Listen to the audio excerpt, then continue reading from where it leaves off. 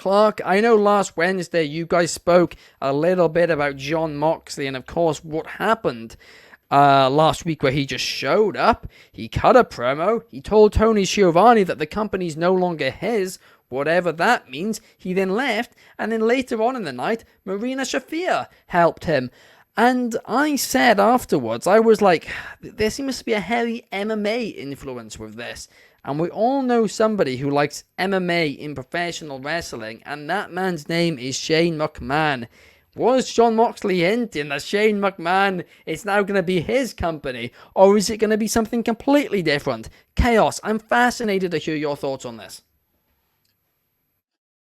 This is all weird to me. If it is something that is leading with him joining Shane McMahon and this MMA thing, again, why Jon Moxley of all people?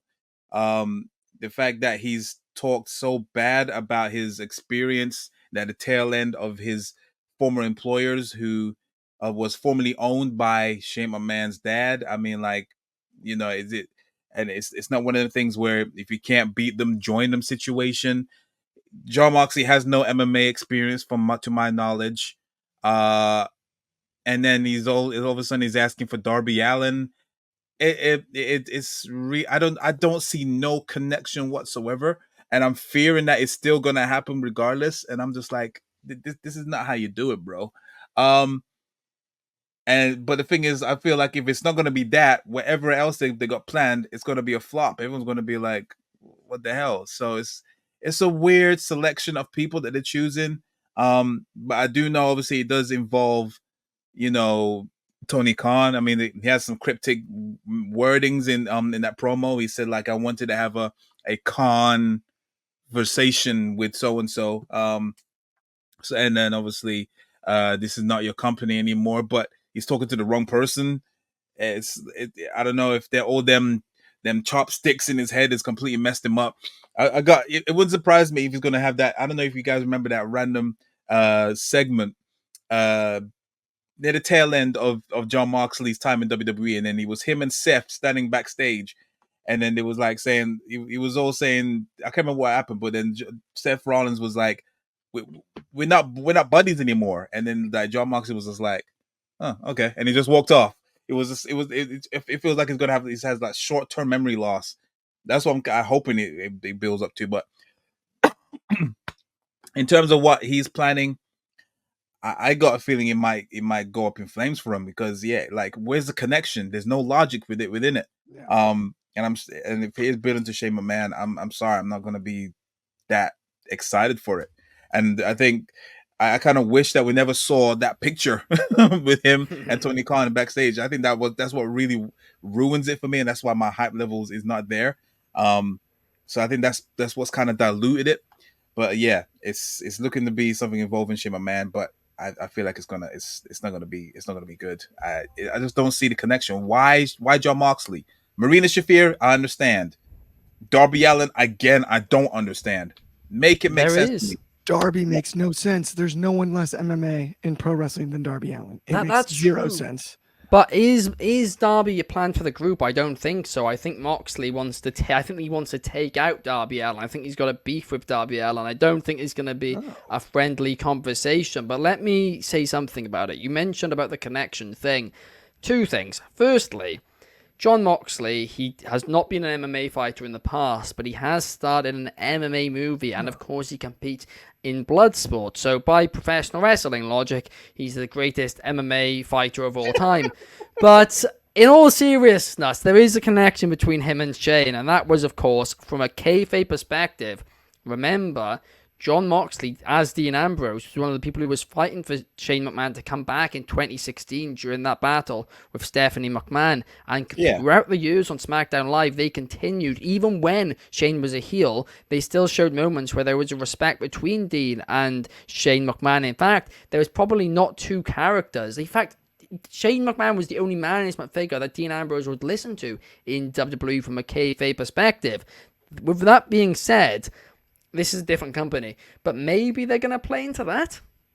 Could be fun. That's a reach. I'm sorry.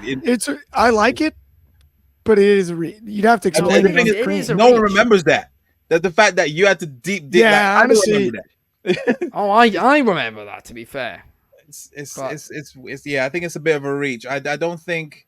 I mean, they could try and do that route, but I got a feeling again the response they're gonna get from fans, they'll be like, no one remembers that crap. Like, I think it would be such a spit in the face of the AEW fan base. Yeah. Like, I mean, the reason that John ended up was he was anti, McMahon. Basically, that's what he said on his big tour when he showed up. Maybe he feels he's been done dirty by Tony Khan over something, and now he's, the you can't beat him, join them. Maybe that's what it's gonna be. I like the opposite of he's gonna get, he's trying to build a squad to fight him from the inside. Like he's not gonna let a McMahon ruin this one for him. He's I like that story better. But maybe AEW is the out of this now. And I think that's why, because he seems so calm and so like deadpanned, Moxley-like. I think that's why. It's because he's like, not again. But again, that's like not again. I'm not letting this happen again. That's what I'm saying. I feel like, but we've just had like a power struggle between Team AEW and Team Elite. And it's not over. It's still going on.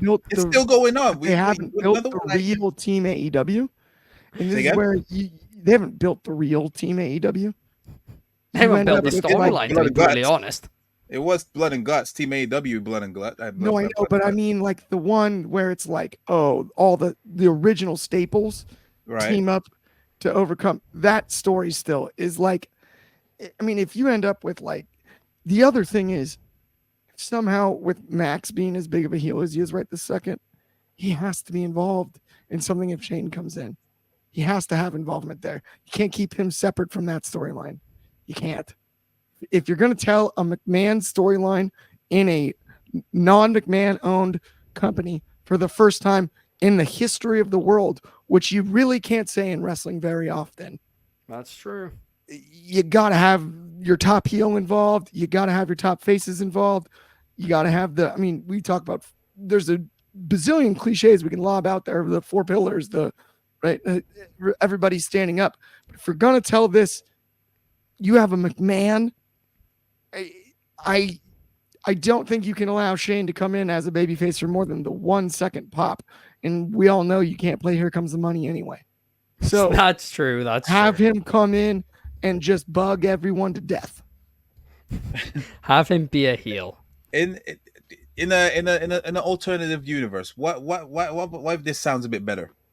Imagine if he actually done the same thing where say we never saw that picture, never saw that they had a secret meeting, whatever it was, and then all of a sudden there's all this talk about ROH is being bought, and then he does the same thing as he did when he bought WCW. He shows up on a Titletron. Oh, chaos! That's the call. Buys ROH. That way, and then you have the AEW versus. Doesn't that sound I don't like better? that. I don't like that because here's the issue with it. There's a big issue with it, and that's the entire thing of Ring of Honor, is that it went against everything WWE did. And I know they pretty much killed Ring of Honor already, but there's still the element of honor to it. And I think I think that would be the nail in the coffin for the brand. I like it from a writing perspective for AEW, but for Ring of Honor, you're putting the nail in the coffin to the brand. What if you call it Ring of Dishonor? Well, then it's just part of it. You're making a company with a lot of history just part of a storyline. You're essentially ECWing. I feel like they would do it better than the invasion angle. I think that the fact that you have like a whole separate roster on ROH, which is still like, some notable names, and then obviously do something between AEW and ROH, that would definitely make ROH more relevant for sure. Make people that's true, but they don't have two separate rosters right now. What if he bought Collision? What if he bought TNT? And you make it the heel show?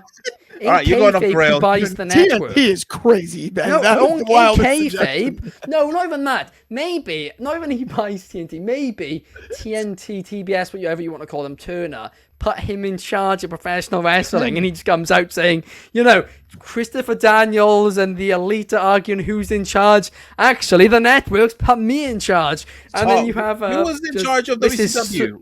What's that guy? What's his name? The guy that was in charge of...